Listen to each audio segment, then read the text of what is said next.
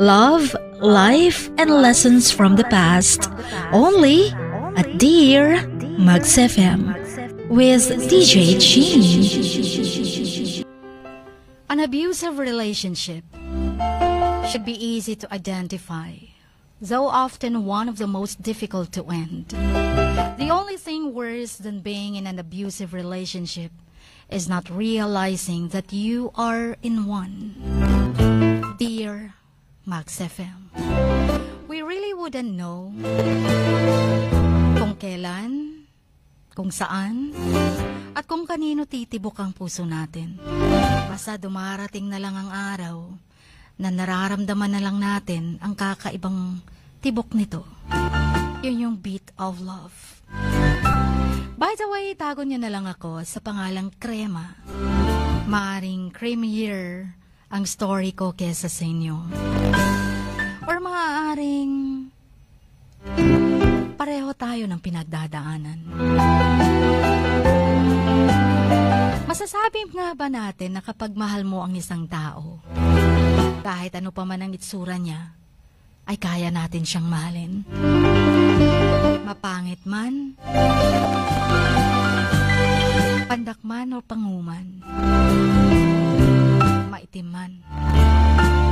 Kapag titibok ang puso, wala nang pinipili ito. Pero nababase nga ba sa itsura ang pagmamahal? Well, kung nababase lang din naman sa itsura ang love, bakit hirap na hirap pa rin akong kumawala? Kahit hindi naman siya kagwapuhan.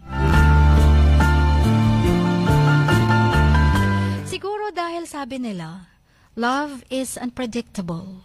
And for me, love is a matter of choice, whether he or someone else. Sabi nga nila, when you love someone, always give your 100%. Huwag ka nang magtira sa sarili mo. Ganon din naman pag nasasaktan tayo. Iiyak at iiyak din tayo. Hanggang sa malaman na lang nating manhid na tayo sa mga bagay na nakapaligid sa atin o mga bagay-bagay sa mundo. Chin, may karelasyon ako. Itago na lang natin sa pangalang Tony. Nung una, ang saya-saya namin. Napaka-sweet niya, napaka-charming niya. Hindi siya kagwapuhan pero parang feeling ko siya nang pinakagwapo sa mundo. Yan ay yung unang buwan ng aming relasyon. Pero unti-unti, habang tumatagal, nagiging obsessive na siya. Ang dami ng red flag sa kanya. Naging abusado na siya sa relasyon namin. Being in an abusive relationship is really hard. But leaving him is even harder. Hindi sa ayoko siyang iwan. Gustong gusto ko na siyang iwan. Pero hindi ko magawa-gawa dahil pinipigilan niya ako. I never thought na yung dating napaka-sweet at charming na boyfriend ko ay magiging ganito. But he did, and I don't know how to get out of it. Para na siyang monster sa paningin ko. Alam mo yung marami na siyang mga tanong kapag gabi na ako umuwi. Gusto niya magli-live-in na kami. Pero ayoko. Pero dumating sa puntong 3 araw akong nakatira sa kanila. Wala yung kuya niya, wala yung ate niya. At ang asawa ng ate niya. Nagbakasyon ng 3 days, kaya 3 days din akong nakatira sa kanila. Na siya lang ang tao doon. Pero sa loob ng 3 days na yon, nakilala ko kung sino ang totoong Tony. Ang totoong taong minahal ko nung una.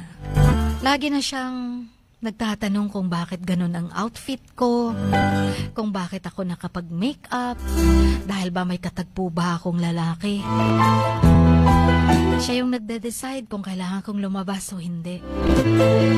Tapos, he constantly checks my phone. Para bang laging nagdududa na may tinatago ako sa kanya. Nung una, marami lang siyang sinasabing hindi maganda. Verbal abuse. And after that came the verbal abuse, he started pointing out all my flaws. Marami na siyang napapansin. Ang laki na daw ng mukha ko. Ang gulo daw ng buhok ko.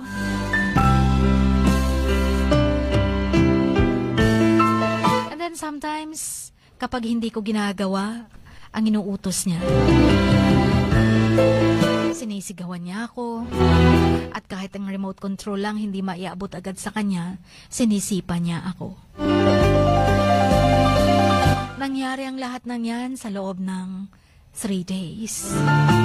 Pero bakit hindi pa rin ako makaalis-alis sa relasyon namin? I'm stupid na kasi. Pero sinubukan kong give up and trying to leave him. Pero the moment na nagsasabi akong hiwalay na kami,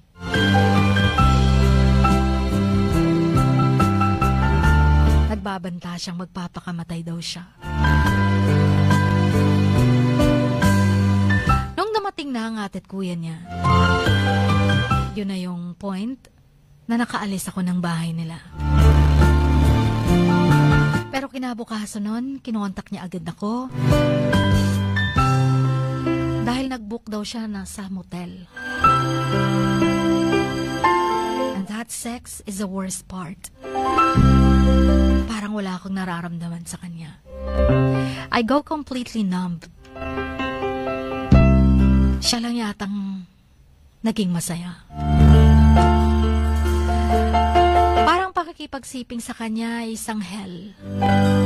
Parang sinusunog ako sa impyerno. Parang nire-rape ako na hindi ko talaga gusto. Hanggang dumating sa puntong hindi na ako nagparamdam sa kanya. Pinagtataguan ko na siya. Nagko-call siya, pinapatay ko. Nagte-text, nagchat-chat, hindi ko nare-replyan. Tinanap niya ako sa pinagtatrabahuan ko. Pero nagtago ako. Pinasabi kong on leave ako. Good thing na lang, wala ako sa bahay namin. Hindi naman kasi na ako nakatira dun. Nagbo-board ako na hindi niya alam na nag-transfer na pala ako. Pero, inaaraw-araw niya ako sa pinagtatrabahuan ko. Hanggang sa napansin na ng management namin. Ang sabi ko, mag-o-on leave na lang muna ako. Hanggat andyan pa siya. Chin, gustong-gusto ko nang kumawala. Pero mas na-guilty ako. Dahil isang araw, nakasalubong ko ang brother, ang kuya ni Tony. Yung kuya niya ay bachelor pa. Kausap kami hanggang niyaya ako ng brother niya na kumain muna sa labas para makapag-usap ng masinsinan. Humingi ako ng tulong sa kanya. Kasi kesyo ganito na ang kapatid niya. Sobra ng possessive. Sobra ng obsessed. Sobra ng abusive. Kaya ko sinasabing na guilty ako. Kasi after that dinner with Tony's brother, we made a mistake. A big mistake. Nagkaroon ng one night stand. Hindi ko alam kung paanong nangyari. Basta nagkahulihan ng loob. Sa isang iglap, na in love ako sa kanya. Some things are just too hard to stay away from. Ang sabi ko, mali ito. Pero sabi niya, hindi daw kami meant to be ng brother niya. Hiwalay na din naman daw kami. Kaya pwede na siyang mag-take over dahil matagal na rin daw naman niya akong gusto. Nung una pa akong pinakilala sa kanya. Pero dahil wala na yung brother niya at napaka-abusive, gusto niya, siya daw ang magiging protection ko.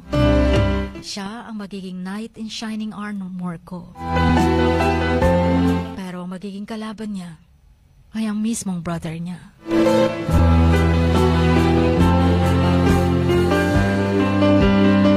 Sabihin na nating ang brother ng boyfriend ko ang isang dirty little secret ko. Paano ko ba pakakawalan ng sarili ko kay Tony? Na hanggang ngayon ay sinustok ako.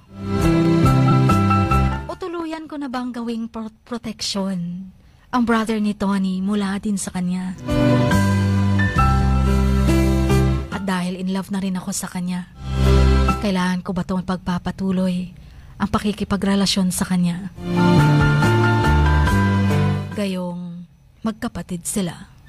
Sana'y mapayuhan niyo ako. Sabi ko nga, my story is maybe creamier than yours. Hanggang dito na lamang. Please play the song Hello, Payadel. Ang inyong kamax, Crema.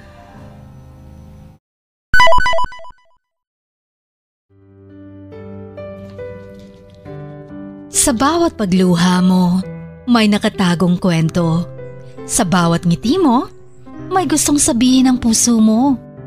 At sa likod ng iyong halakak at maging sa pagkabiko mo, may mensaheng nakabalot sa iyong pagkatao. At ang tanging nais mo lamang ay mapakinggan ang mga ito ng buong mundo. Dear Max FM with DJ Chini. Life has got all those twists and turns. Stand up for what you believe in. What lies behind you and what lies in front of you pales in comparison to what lies inside of you. Dear Max FM with DJ Chini. Sabi nga nila, ang pagsusulat kapag masyado mong diniinan hanggang sa susunod na pahina ay nagmamarka. Katulad ng pagmamahal, kapag masyado mong ibinigay ang lahat, yung sakit na gawa ng nakaraan, dala pa rin hanggang kasalukuyan. Dear Max FM, you own your story and you are the author of your own book of life. Don't let others write your script, but let others hear your story and make them inspired. Kaya sumulat na, maging bahagi ng aming programa, Dear Max FM with DJ Chini, tuwing Lunes hanggang Biyernes, 1:00 hanggang 3:00 ng hapon sa Max News FM, Sock Sargent. Love, life, and lessons from the past, only at Dear Max FM with DJ Chini.